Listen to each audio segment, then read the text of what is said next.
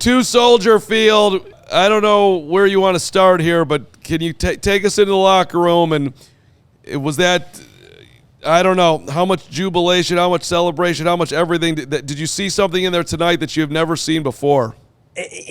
Well, yeah. Actually, Carm, yes, because it wasn't so much jubilation. Yes, some of that was there, the excitement. They just upset the Green Bay Packers, and albeit in their home field. It was an amazing game and another amazing comeback. But what's the best way to put it? Like, they were almost like, I don't want to say still angry, but it's clear that beating the Packers really meant something, especially with all the build up to this game, with all the noise, as Ben Johnson called it, coming from Green Bay, all the noise that happened pregame where you saw the Green Bay Packers gather at midfield on top of the Bears logo twice. Like, that meant something to the Bears. That was insulting to the Bears. So some of that energy was still permeating in the Bears locker room after the game, questioning certain doubters or, taking issue with how the Packers will really behave before the game and all the trash they talk leading up to this game. Well, maybe we're kind of reacting quickly to the handshake situation afterwards. Maybe some of that, I'm guessing there's more context to the blow by from Ben Johnson on that Matt LaFleur handshake. Did you get a chance to see that yet? I know there's a lot going on. I've seen it a few times, and I would say probably what I just said. And I think Ben Johnson's part of that energy. Some of that trash talk, as Ben Johnson said, some of that noise was felt by the Bears coaches, was felt by the Bears players, and the Bears took issue with it going into this game. It wasn't a pretty game. We all know that. It was another amazing comeback. We all saw that. But all of that noise coming from Green Bay was felt, and I would argue that Ben Johnson probably feels like the Bears answered all of it. Well, we took note of that on Thursday. Our show was about bulletin board material. We played some video from the players talking, and then we also have the defensive coordinator, Steven, if you want to play that real quick, and then we can all kind of react to this. But I thought it was, of all the things the players said, I thought what the defensive coordinator had to say, certainly it got my ears up, and I don't even play on the team, so let's just play it. Like, what a blessing to be here for me and my family. So I appreciate that, and we are not going to be done. So I will see you guys next week.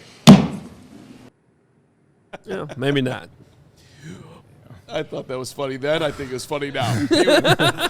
Yeah, media. Yeah. Okay. I mean, that's what I mean. Bang on the lantern, whatever that is. It felt a little lectern. The lectern. Johnsy, honestly, that felt a little over the top cocky in terms of trash talking during the week, and it's coming from a coach. Well, I'll give you another anecdote, Braggs. In the locker room, there's a few reporters, myself included, talking to Odunze while Amade Zaccheaus is changing and getting ready, or getting, coming out of the shower, getting ready right next to us. And I asked Odunze about, all the stuff that happened pregame with the Packers gathering at midfield. And Zaccheaus kind of scoffed at it. I don't think he was scoffing at my question. I think he was scoffing at the Green Bay Packers for doing that, because to me, then talking to other players in the locker room, that was something real. That was something felt. It's almost cliche to take trash talk and make it a story for media members. I'm sure we like some of this stuff, but it's real. Like, that was heard and felt in the Bears locker room. Like, everything said in Green Bay, all the actions, all the words, all the stories, that was soaked in by the Bears locker room. And I think you saw some of that energy come out after the game. Well, and the Packers are now 0-2 after starting something on the field pregame, because they did it in Denver, lost. They did it here tonight against Chicago, lost. But the thing is, I love it because this has always been a rivalry. But the past couple years, past 10 years, it really hasn't been. Right. But now you're like, okay, it can go either way, and the Bears have been in the favor their past 5 games. But I love it because now it's competitive. Now the juices are flowing. You got 2 coaches that seem like they hate each other.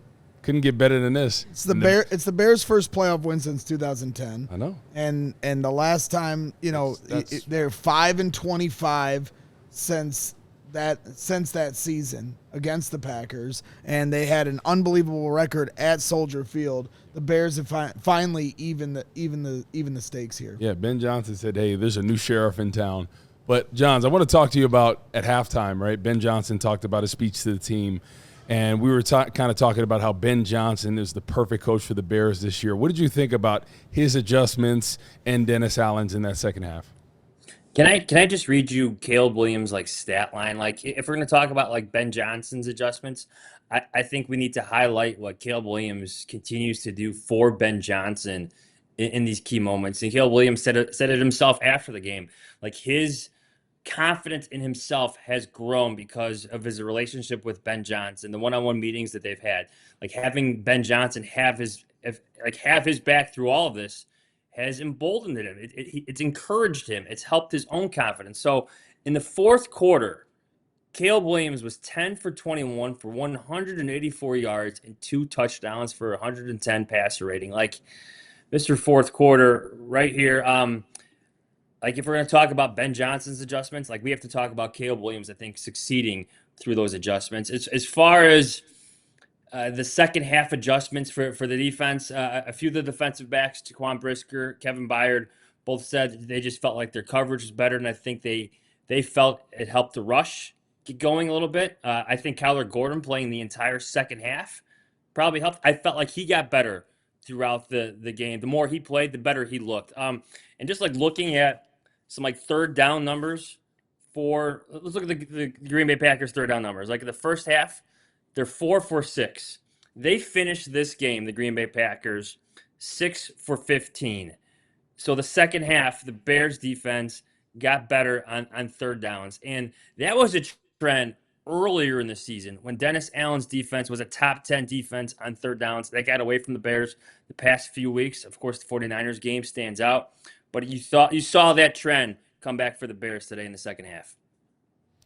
Yeah, it's just a lot of this stuff doesn't even make sense. It's just incredible. I want to bring up Colston Loveland, though, because this is something that matters in the now and in the future, because I've now seen two analysts that two analysts I respect a lot. One of them sitting next to me, Corey Wooten, bring up Travis Kelce's name. You're too kind. Yeah. No, not you. But I was watching JT O'Sullivan's breakdown last week from last week's game, and on one of the routes Colston ran, he's like, "That looks like Travis Kelce.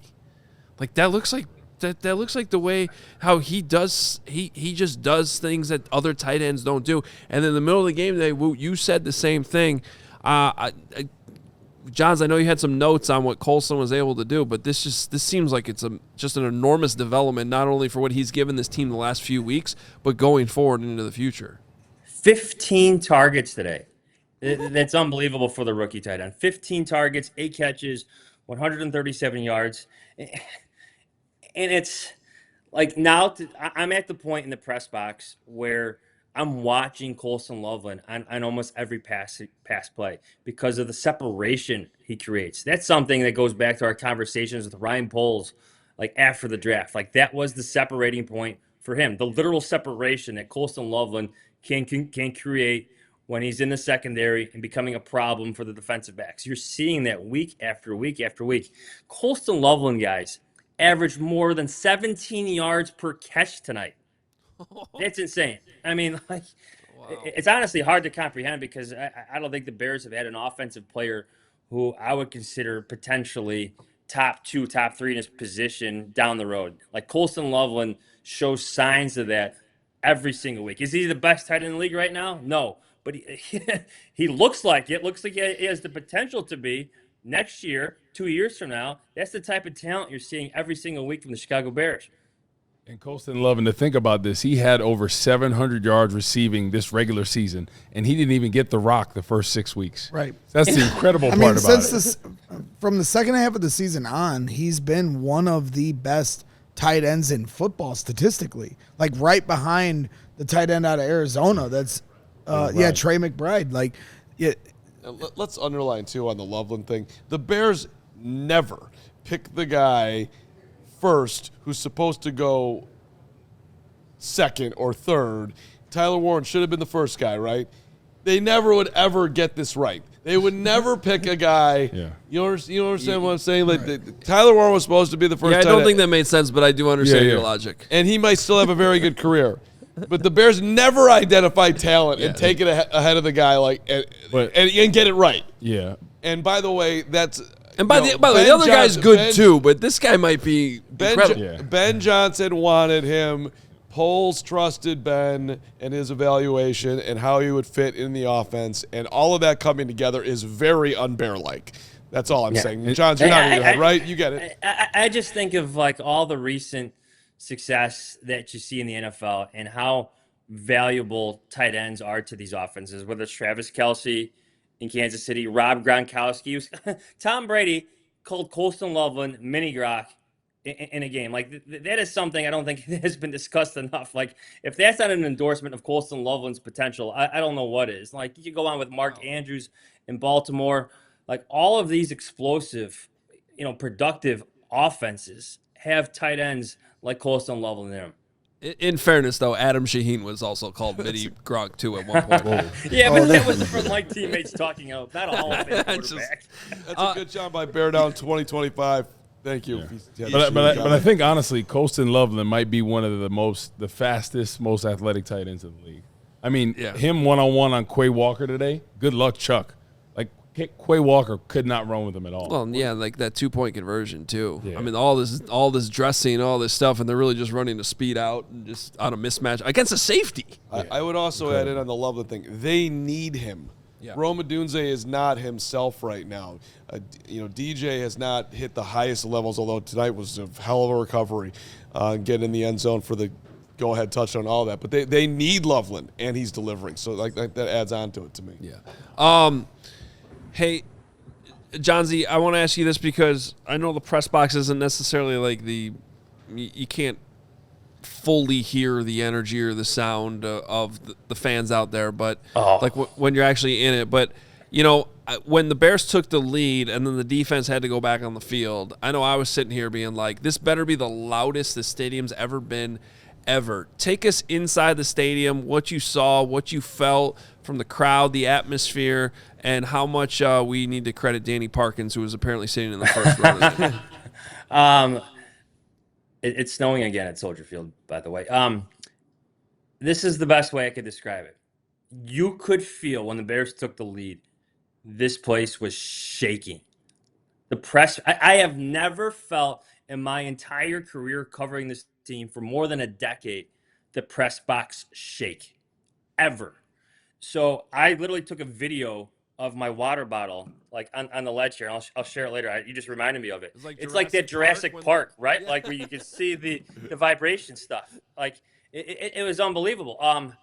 I had never felt energy that much inside Soldier Field, just in terms of, well, quite literally the building shaking, the United Club where the press box is located, like it's shaking. I've never felt that in my entire career covering the Chicago Bears, and I felt it tonight when the Bears took the lead over the Green Bay Packers in the final 2 minutes. Man, with all the troubled parking over there and not enough transportation, it was amazing that they all got to the game tonight. I don't know how they were able to celebrate at Soldier Field. I know they build those cantilevers, the cantilever what a terrible place to have some give, right? That's like part of the design. But like last week when Kevin Byard got the interception against the Lions, Jahns knows I was sitting right in front of where the press box is. And to his point, I'm sure it was much worse today, so more noticeable. But it was shaking. Like, you could feel it. And it made me nervous. I was like, we got to take cover here? But that's how they're designed. The stadiums are designed that way. Hey, Johnsy, where to from here? How high is up? I think you can dream as big as you want. Why not, Carm? Like, this team is never out of it. Like, at one point during this game, like, I just stopped tweeting, and I'm almost just appreciating what I'm watching because it was almost unbelievable. Like, I kept telling myself, I can't believe they're still in this. Like, there's still 13 minutes left on the clock in the fourth quarter. Like, they have more than enough opportunities ahead of themselves to pull this off. At 21-3 in the second quarter, Like, you felt down about the Chicago Bears' chances. You really did. But when the defense came out playing the way they did, you could see the momentum shift. This building got louder and louder and louder. Special teams, Hogue, I know you saw it. They contributed too, right? The Bears' special teams were a lot better than the Packers' special teams today. And then the Bears' offense finally got on board. Carm, dream big. Why not dream big? Like, how could you? Who gave up in the press box after when Matthew Golden went in with 6 minutes to go? Well, I can call out one person because Pat Finley texted me about Alex Bregman signing with the Cubs. Like, I gave it crap. Like, in the middle of the game, I'm like, what team do you cover? Do you know what we saw in the press box elevator on the way down? Tom Ricketts. So big night. Like, after the game? After the game, he was in the same press box elevator. Kevin, our friend from WGN, goes, "Hey, Tom, big night, huh?" Yeah. Didn't even bring up, Bregman, the signing. It was all about, what a game, unbelievable game. I think those not his exact words. I'm paraphrasing. Signed a pretty big check in the middle of that win, huh? Doesn't it feel though like John's like I kind of anticipated in this game that the Bears were going to turn the corner, just because they had lost 2 in a row. They hadn't lost 2 in a row, since the beginning of the year. And then they come out, they're down 21-3, and they're going for it on their own 30. They don't get it. I was furious at that call. And it just felt like they were like kind of giving up on the season at that point. And everybody was like, well, the defense. But the defense ended up getting stops in the second half. So my question is like two. One, do you think they're going to have a different mindset on trusting each other, in this next game? And two, do you feel like that have they reached their peak and we just kind of have to accept what it is? Or is there second or third win coming where they're going to play good football? Because we all know you can't count them out for 4 quarters, but at what point are they going to have a game? It feels like 2 months since they've played a full game outside of the Browns game, which whatever, I don't know what to expect. I just hope that they can play better than what they have here the last few weeks. Braggs, I would agree with you. When they went for it on that 4th down, I think they're on their own 32.